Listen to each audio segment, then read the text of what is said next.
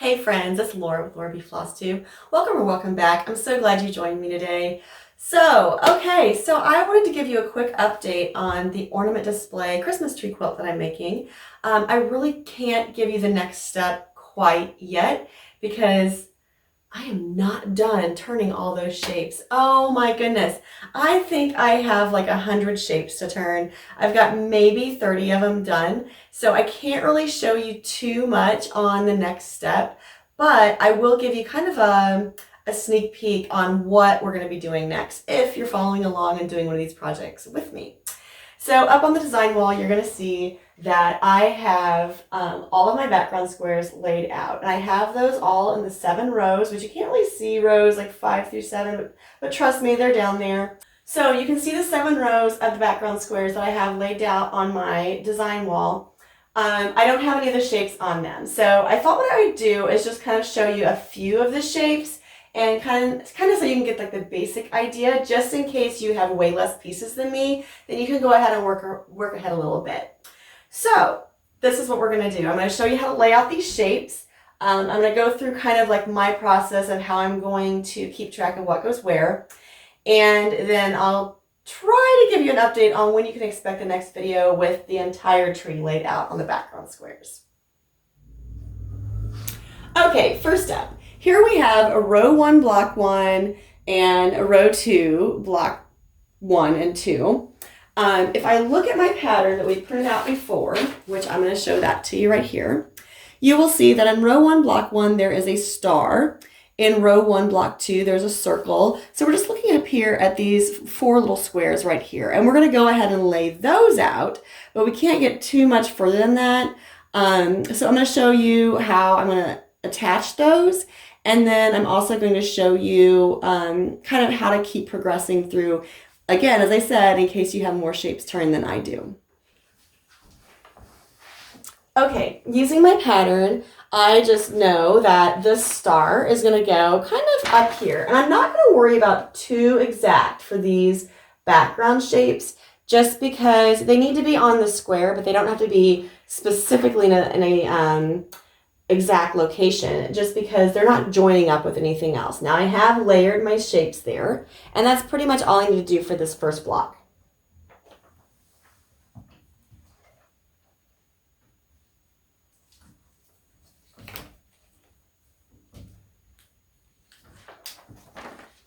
All right, so there's the first shape on my background, and for now I just pinned it on to the background fabric, not all the way through to the design board or the design wall, but just onto the background fabric right here.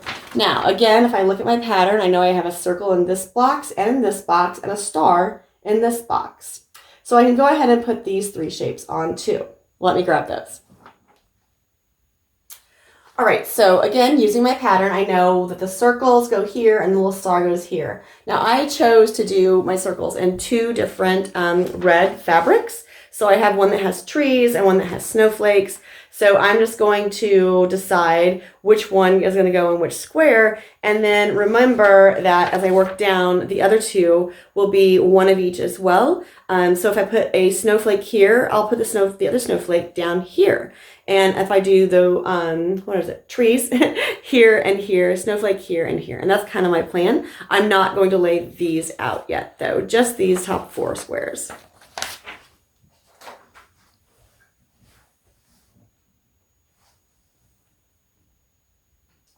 And again, I'm not too worried about getting these in the exact same location as my pattern. I just want them in the basic. Now, the one thing I will point out, when you're pinning these on, remember that you have seam allowances between your rows. So you don't want to be closer than 1/4 inch between on either of these edges or on the outside edge. So make sure you're at least 1/4 inch in when you're laying out these pieces. And then this little star actually is a little further down. Now, my fabric is directional. If that is going to bug you, make sure that your little figures or whatever you have are going the right way. If you don't care about that, then don't worry about it and don't sweat it. Okay, so I have those 4 shapes laid out on my background squares. At this point, I'm going to show you how I'm going to secure those onto my background squares before I applique. You have a few different options on how you can secure these onto your background squares. Obviously, you could just pin them on and applique them down around the shape and be good to go.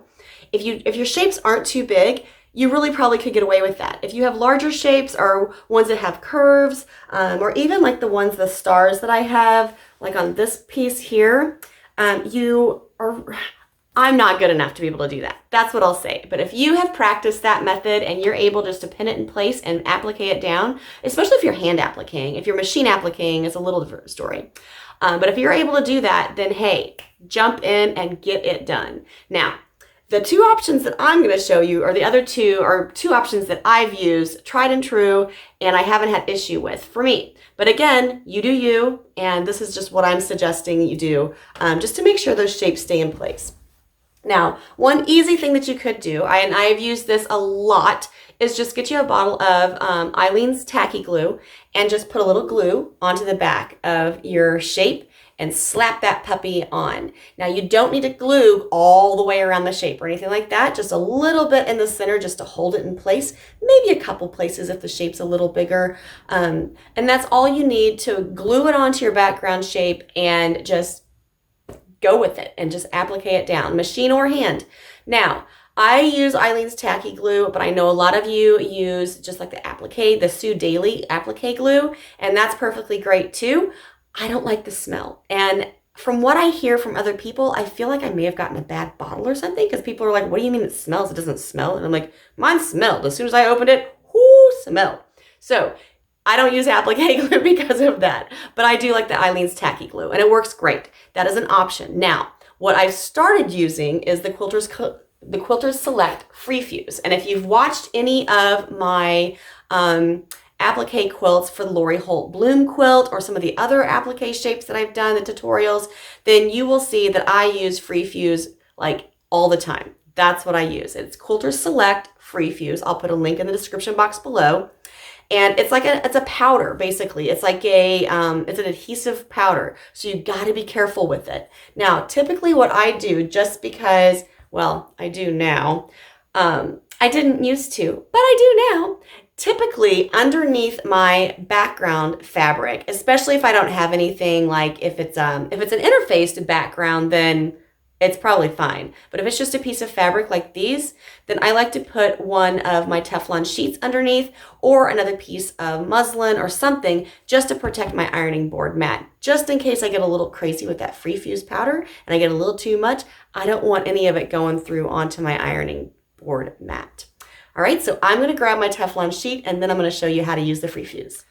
Okay, so quite honestly, I have a Cricut Maker 3 and I have a Cricut Teflon mat. So that's what I'm using. But if you find them in the baking aisle or even the Dollar Tree, they're all the same. I mean, I'm sure quality varies between products, as everything does, but you're not like using this for baking or anything. You're just protecting your mat. You just want to make sure it's not going to melt. So make sure it's Teflon, not plastic. All right, so I have my shape onto the background fabric, and I am going to just sprinkle a little Free Fuse on there and then iron it in place. Let me swing you down so you can see what I'm talking about. All right, so I'm literally just sprinkling this on and then ironing into place. Now, I'm not going to worry about getting my whole shape like perfectly fused down, because I'm going to machine applique those edges. I just need this enough to hold it in place for me while I'm sewing. So once you get your Free Fuse onto the background to put your shape on top of, put your iron on there for just a few seconds. And I think it says like 10 or 15 seconds. Now, I will be honest and tell you that sometimes I wiggle, sometimes I move, sometimes I just hold it. It just kind of depends on my mood. All three of those options, unless you get like super crazy, it's going to be fine. All right, so at this point, this shape is fused onto my background. Boop, boop, boop. And I can take it to my sewing machine and applique it down. But I know me, so I'm going to be turning out all of my shapes before I start appliquing anything, because if I start appliquing now, I'm not going to want to go back to turning shapes. So let me show you a few more shapes I'm going to Free Fuse on, and then we will wrap it up for today.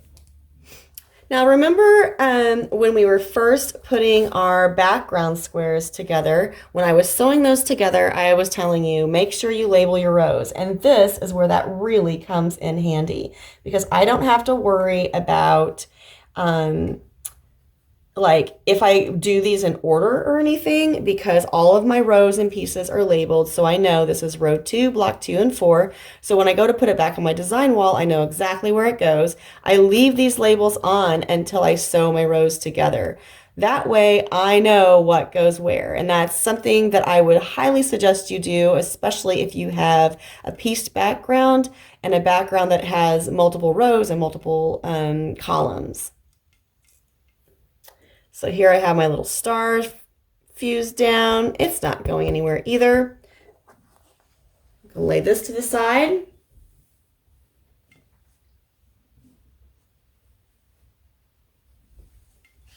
Now we're going to do this one a little differently. Well, first we're going to do the circle because that's just the same. Put some free fuse.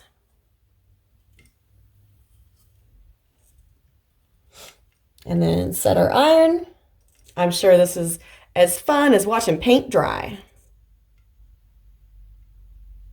But that's where we're at today because Laura didn't get all her shapes turned. Man, I tell you, this last week has been crazy. I was doing great. And then Monday, I woke up with a horrible headache and just facial pain and I basically full-blown sinus infection. I was hoping that it would do its thing and run its course and I'd be fine. But then Tuesday I woke up and my face was on fire. So I went to the doctor, got some medicine for that. I'm feeling much better, which is good. And then last night, my husband and I were going to go to dinner and then to a concert here in town in Columbia. And right as I was walking out the door, I decided to clean my glasses and I broke them. Now, silly me, I do not have a backup pair of glasses because, well, I had some, but I don't know, 2 or 3 weeks ago, I decided on a whim to throw them all away because they were old prescriptions and they weren't the right power and I wear progressive now. And so I just decided to get rid of them all. And then my glasses broke last night. So I was like, okay, now what do I do? So I basically, I just didn't have any glasses last night. I'm nearsighted, so it wasn't too bad, but the concert could have been a lot more fun if I could have actually seen them a little better, but that's all right. All right, so anyway, long story short, I went this morning and actually got contacts again, which I wore, I don't know, 7, 8 years ago for 20 years. And so I went and got contacts again, and I love them so far. They are like a bifocal or a progressive type contact. So I'm kind of getting used to them. So if I look a little wonky or I feel like I'm blinking a lot or something like that, just know that I'm just getting used to my contacts. All right, so that is a long story, but I'm so sorry. This shape is the one I wanted to point out to you. And you probably saw this while I was just rambling on about my life and issues. This is a double layer applique shape, and I wanted to make sure that it would hold well. So I free fused the white star onto the blue star, not all the way out to the points, because when I'm appliquing that blue star, I need to be able to flip these little points up, right? And now I'm going to free fuse. I'm going to free fuse the blue star onto the background. So I'm just going to lift this blue star up and put a little free fuse, which I've already done when I was rambling. And now I'm going to set this down. Nobody tell if you notice that I melted one of my pens. Nobody tell anyone, okay? That has never happened to me before, but I just did it. This is why you use glass head pens, not the plastic head pens, but I didn't grab the right ones today. It has been a week, you guys. I tell you what, I'm also getting ready for my husband's birthday party tonight, birthday dinner rather. He's going out of town this weekend for his actual birthday with some buddies to some drag racing and some vintage car racing, which would be super fun for them. He hasn't got to do that in several years. But because of that, we're going to celebrate his birthday a little early. So we're having dinner tonight. So I'm also like trying to get things together for dinner tonight and getting an eye appointment in this morning just so I can see, so I can actually read the recipes and get some stuff done at work. So it's been a fun-filled 24 hours, but I think everything is going to be lined out pretty good at this point. I have glasses ordered that should be here next week. I am getting used to the contacts though, but I am going to have a backup pair of glasses. And as soon as I decide if I want these contacts or not, I'm going to be ordering contacts and make sure I have backup pairs of those as well. Oh goodness, that was such a fiasco last night. I tell you what, it started with just the frame kind of popping. We thought, oh, we can just fix it with some JB Weld or something, and then it just went downhill so fast. Messed up the lens, messed up the rest of the frame. I got glue everywhere. It was awful. It was a good reminder to that, leave well enough alone sometimes. All right, you guys, so this is what I'm going to do to basically attach all of my applique pieces to the background squares on my quilt. But hopefully before I post the next video, I will have the rest of those applique shapes turned out. And you know what? I'm tired of talking without being on camera, so I'm going to flip you up so you can see me. All right, like I was saying, before next time, I hope to have all the rest of those shapes turned out and pressed and ready to put onto my background squares. But for today, at least you get a little sneak peek on what we're gonna do and how we're gonna get those onto that background. You'll definitely wanna make sure you watch the next video though, because I'm going to be putting that tree together. And those shapes overlap the background square rows. So we're gonna have to talk about how to get those lined up and how to make sure that you're gonna have enough space when you're appliquing them down and what to do when you're not really sure about that. So tune in next time. We'll go over all of those tips and tricks that I can share with you, and hopefully we'll have a tree together so we can start appliquing all of those pieces down too. So, hey, guys, thank you so much for your patience and for watching. If you haven't subscribed to my channel, make sure you do and hit the bell so you get notified when I post my next videos. Also, make sure that you like the videos and share these puppies out with all your friends that loved to be in the crafting community. I love hearing your comments and feedback, so make sure you do that down below this video as well, and any video that you watch for mine.